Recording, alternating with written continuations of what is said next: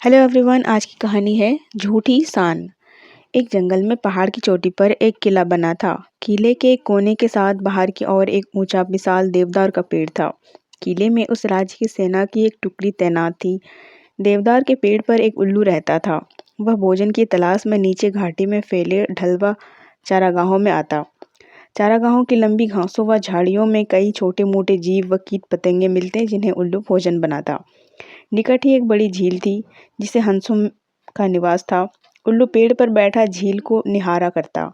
उसे हंसों का तैरना व उड़ना बहुत मंत्रमुग्ध करता।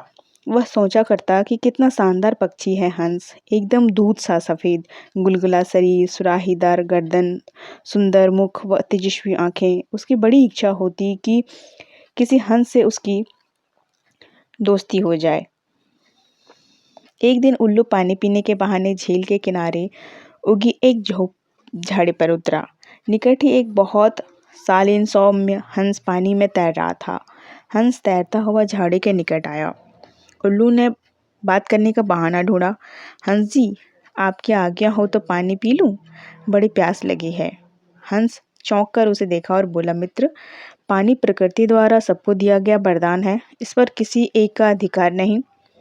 उल्लू ने पानी पिया, फिर सिर हिलाया जैसे उसे निराशा हुई हो। हंस ने पूछा, मित्र, असंतुष्ट नजर आते हो, क्या प्यास नहीं बुझी? उल्लू ने कहा, हे हंस, पानी की प्यास तो बुझ गई, पर आपकी बातों से मुझे ऐसा लगा कि आप नीति व ज्ञान के सागर हैं। मुझ में उसकी प्यास जग गई। वह कैसे बुझेगी? हंस मुस्कुराया, मित्र, आप कभी भी यहाँ आ सकते हैं, हम बातें करेंगे। इस प्रकार मैं जो जानता हूँ वह आपका हो जाएगा और मैं भी आपसे कुछ सीख लूँगा। इसके पश्चात हंस व उल्लू रोज मिलने लगे। एक दिन हंस ने उल्लू को बता दिया कि वह वास्तव में हंसों का राजा हंसराज है। अपना असली परिचय देने के बाद हंस अपने मित्र को निमंत्रण देकर अपना घर ले गया। शाही ठाठ थे। खाने के लिए कमल व नरगिस के फूलों के व्यंजन परोसे गए और जाने क्या क्या दुर्लभ खाद्य थे। उल्लू को पता ही नहीं चला।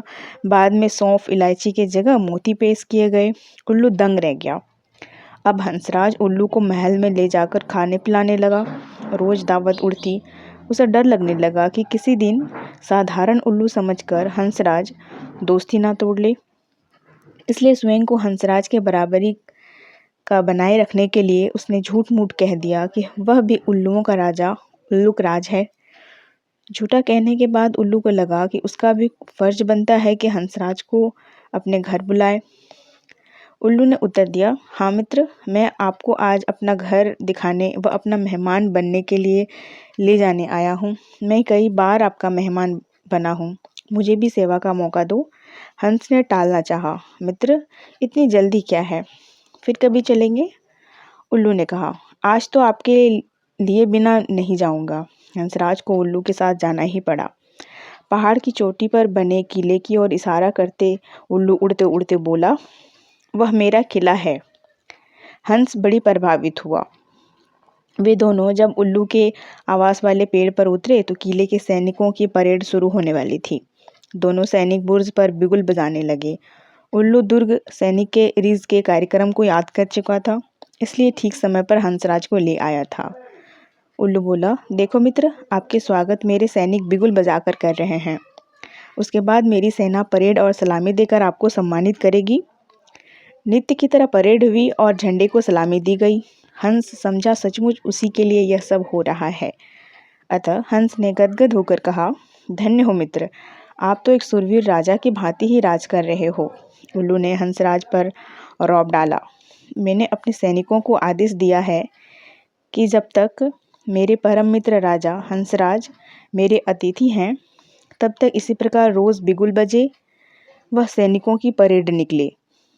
उल्लू को पता था कि सैनिकों का यह रोज का काम है, दैनिक नियम है। हंस को उल्लू ने फल, अखरोट व बनफसा के फूल खिलाए।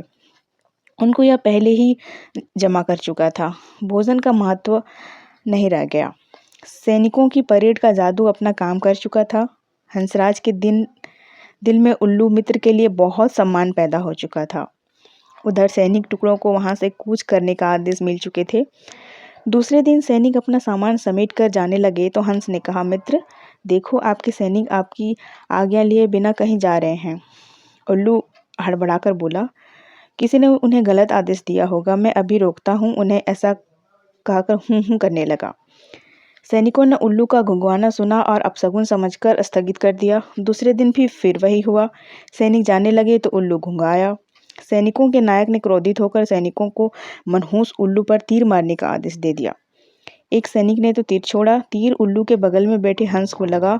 वह तीर खाकर नीचे गिर व फड़फड़ाकर मर गया। उल्लू उसकी लाश के पास शोकाकुल हो विलाप करने लगा। हाय, मैंने अपनी झूठी शान के चक्कर में अपना परम मित्र खो दिया। धिक्कार है मुझे। उल्लू को आसपास की खबर से बेसुध होकर रोते देखकर एक सियार उस पर झपटा और उसका काम तमाम कर दिया। सीख: झूठी शान बहुत महंगी पड़ती है। कभी भी झूठी शान के चक्कर में मत पड़ो। तो कैसी लगी ये कहानी नीचे कमेंट करके ज़रूर बताएं। Thank you.